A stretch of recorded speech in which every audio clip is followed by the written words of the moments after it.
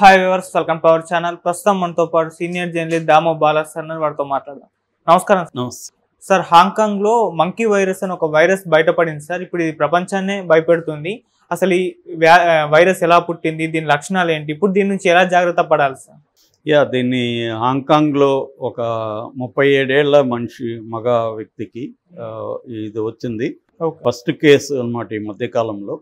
So అందువల్ల ఇది ఒక కొత్త వైరస్ అని అంటున్నారు. యాక్చువల్గా కొత్తదేం కాదు, 1932లో ఫస్ట్ బయటపడింది. అప్పటి నుంచి ఇప్పటి వరకు 50 మందికి ఇది సోకినట్టుగా సిడిసి అంటారు, అంటే సెంటర్ ఫర్ డిసీజ్ కంట్రోల్ అని అమెరికాలో ఉంటుంది ఈ సంస్థ ప్రకటించింది. అయితే ఇప్పుడు దీని నుంచి కొంత అది హెచ్చరికలు జారీ చేసింది.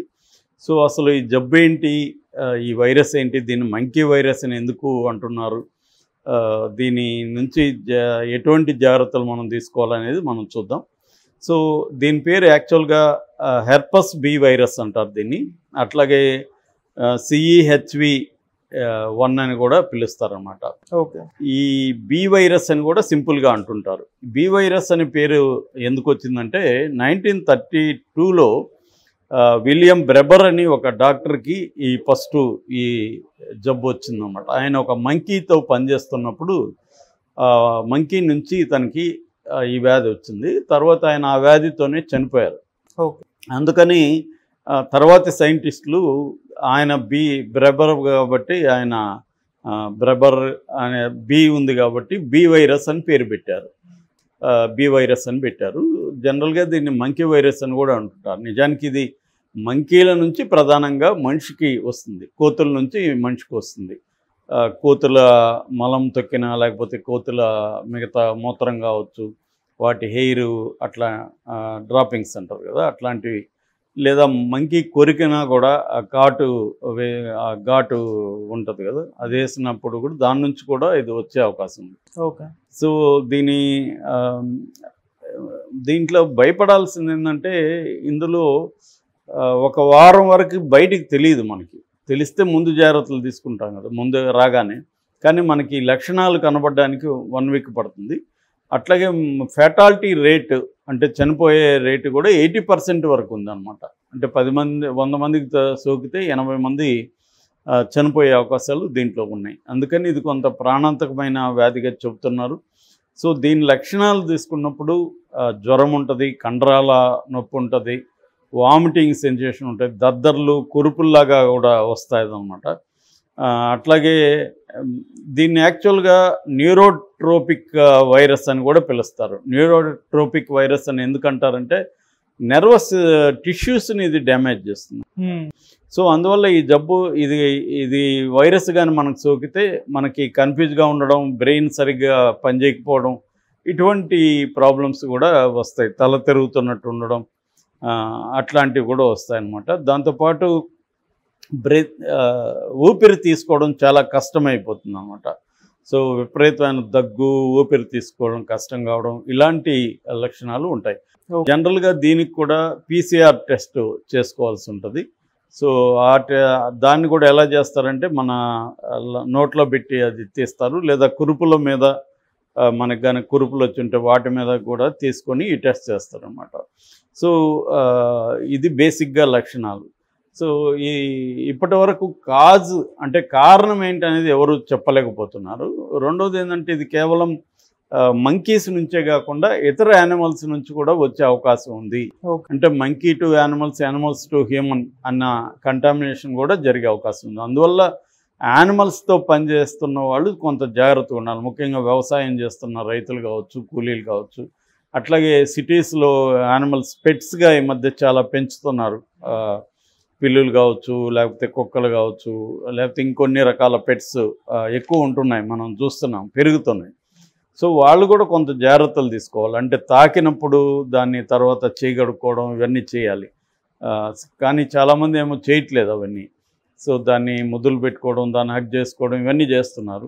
సో కొన్ని ఈ జాగ్రత్తలు తీసుకోవాల్సిన అవసరం ఉంది. సో అలాంటి వాళ్ళ, అంటే పెట్స్ లేకపోతే ఇట్లాంటివి ఉండి హైజీనిక్గా లేని వాళ్ళ నుంచి, ఆ మనుషుల నుంచి మన మిగతా వాళ్ళకి కూడా వచ్చే అవకాశం ఉందన్నమాట. ఓకే. సో అందుకని ఆ జాగ్రత్తలు తీసుకోవాలి. రెండోది ఏదైనా ఎప్పుడైనా ఏ జంతువైనా మనల్ని కొరికిన, ఫర్ ఎగ్జాంపుల్ కోతి కొరికింది అనుకోండి, కొరికినప్పుడు ట్యాప్ కింద వాటర్ పెట్టి చెయ్యి ఎక్కడ కొరికితే అక్కడ ట్యాప్ కింద పెట్టి దాన్ని క్లీన్ చేయాలి. అంటే దాంట్లో నుంచి వైరస్ బయటికి వెళ్ళే విధంగా ఫస్ట్ ఇమీడియట్గా చేయాలనేది చెబుతారనమాట. ఓకే. దాని తర్వాత టెస్ట్ చేసుకోవడం అవసరం. సో ఒక 1 వీక్ తర్వాత కానీ లక్షణాలు బయటపడవు. సో అందువల్ల లక్షణాలు బయటపడే వరకు ఆగకుండా మనకి ఇటువంటి కోతులతో ఏమన్నా మనం దగ్గరలో వెళ్ళడం అదేమన్నా జరిగినప్పుడు సో ఈ జాగ్రత్తలు తీసుకోవాలి, ఈ టెస్ట్ చేసుకోవాలి. అట్లాగే కోతులతో పనిచేసే వాళ్ళు ఈ పర్సనల్ ప్రొటెక్షన్ కిట్ ఎక్విప్మెంట్ అంటారు కదా, పీపీఈ అంటారు. ఈ పీపీఈ కిట్స్, పీపీఈ కాస్ట్యూమ్స్ వేసుకోవడం అవన్నీ చేయాలి. అట్లాగే మాస్కులు ఇవన్నీ ఇది జాగ్రత్తలు తీసుకోవడానికి. జనరల్గా ఏంటంటే దీంట్లో క్యూర్ ఏం లేదు దీనికి. అంటే ఈ వైరస్కి క్యూర్ అయితే ఏమి లేదు, ఇప్పటివరకు ఎవరు ఏం కనిపెట్టలేదు. దీనికి ఇంకా వ్యాక్సిన్ కూడా ఏమి లేదు. ఓన్లీ ఏంటంటే supportive care and management of symptoms, అంటే సిమ్టమేటిక్ ట్రీట్మెంట్ అంటారు కదా, మనకి ఏ సిమ్టమ్స్ ఉంటాయో దాన్ని తగ్గించడానికి సపోర్టివ్ కేర్ ఉండడానికి మాత్రం ఉంది. ఇప్పుడు అసిక్లోవి అనే ఒక ట్యాబ్లెట్ని మాత్రమే, అసిక్లోవీర్ అంటారు దాన్ని, ఈ ట్యాబ్లెట్ దీనికి వాడుతున్నారు అనమాట ప్రజెంట్ అయితే. ఓకే. సో జనరల్గా ఏంటంటే మనకి ఇవన్నీ ఎప్పటి నుంచో ఉన్నాయి, ఇప్పుడు ఎందుకు ఇవన్నీ కూడా వస్తున్నాయంటే కరోనా తర్వాత మొత్తం WHO కానీ ఇందాక చెప్పిన centre for the disease control ఇవి కానీ ఇవన్నీ ఏంటంటే ఎక్కువ అలర్ట్ చేస్తున్నాయి జాగ్రత్తగా ఉండమని. అంటే దీనివల్ల భయపడడం కాదు కానీ జాగ్రత్తలు తీసుకోవాలి, పర్సనల్ హైజీన్ ప్రతి ఒక్కరు కూడా ఫాలో కావాలి అనేది ఎక్కువగా చెప్తున్నారు. అట్లాగే ఇమ్యూనిటీ పవర్ పెంచుకునే విధంగా ఫుడ్స్ తినడం, రెగ్యులర్గా మనల్ని మనం గమనించుకుంటూ ఉండడం, మనకి ఏమైనా సిమ్టమ్స్ ఉంటే టెస్టులు చేసుకోవడం, ఇటువంటి జాగ్రత్తలు చెప్పడానికి WHO కానీ CDC కానీ ఇలాంటి సంస్థలు ఏంటంటే నిరంతరం వీటి మీద పనిచేస్తూ ఇటువంటి వైరస్ ఎక్కడన్నా ఒక చోట బయటకు వచ్చినా కూడా ప్రపంచాన్ని మొత్తాన్ని అలర్ట్ చేస్తున్నారు. ఆ మధ్య కూడా జంకల్లో నుంచి ఒక వైరస్ బయటపడింది, పశువుల నుంచి ఒక వైరస్ బయటపడింది. ఇప్పుడు ఈ మంకీ వైరస్ ఇది హాంకాంగ్లో ఉన్నప్పటికీ ఇది స్ప్రెడ్ అయ్యే అవకాశాలు ఉన్నాయి అనేది చెబుతున్నారు.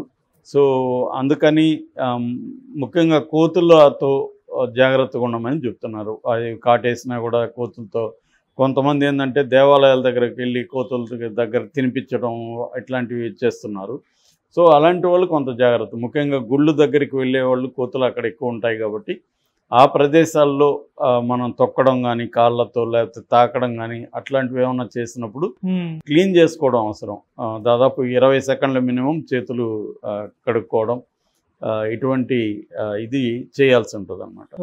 సో అంటే దాని ఏమంటారంటే పాత జబ్బులే మళ్ళీ కొత్తగా వస్తుంటాయి అనేది దానికి ఇది ఒక ఎగ్జాంపుల్. నిజానికి ఇది బయటపడింది 1932లో, కానీ ఇది మళ్ళీ ఇప్పుడు హాంకాంగ్లో బయటపడింది. సో ఏ వైరస్ కూడా కంప్లీట్గా నాశనం అయ్యే పరిస్థితి లేదు, అవి ఎక్కడో చోట మళ్ళీ వచ్చి భయపెడుతూనే ఉన్నాయి. సో అందువల్ల మనకి కోవిడ్ తర్వాత ఏంటంటే పోస్ట్ కోవిడ్ నార్మల్ అనేది పోయింది, న్యూ నార్మల్ అని పేరు పెట్టారు. ఈ న్యూ నార్మల్ ఏంటంటే జబ్బులు కంప్లీట్గా పోవు, వాటితో మనం కలిసి జీవించాల్సింది. దానివల్ల మేనేజ్ చేసుకుంటూ రావడం ఇంపార్టెంట్. ఆల్రెడీ కొన్ని రకాల జబ్బులు ఉన్న వాళ్ళకి ఇది ఇంకా డేంజర్ అనమాట. ఆల్రెడీ డయాబెటిక్ కానీ బీపీ లేకపోతే ఆస్మా ఇలాంటివి ఉన్నప్పుడు ఇవి ఈజీగా వాళ్ళు వల్నరబుల్గా ఉంటారు, వాళ్ళని అటాక్ చేయడం ఈ వైరస్లకి ఈజీ అవుతుంది. ఇమ్యూనిటీ పవర్ కొంత స్ట్రాంగ్గా ఉండి హెల్త్ పరంగా కొంత గట్టిగా ఉంటే వాళ్ళని టార్గెట్ చేయడం కొంత కష్టం అవుతుంది. సో బేసిక్గా. Okay sir, thank you so much.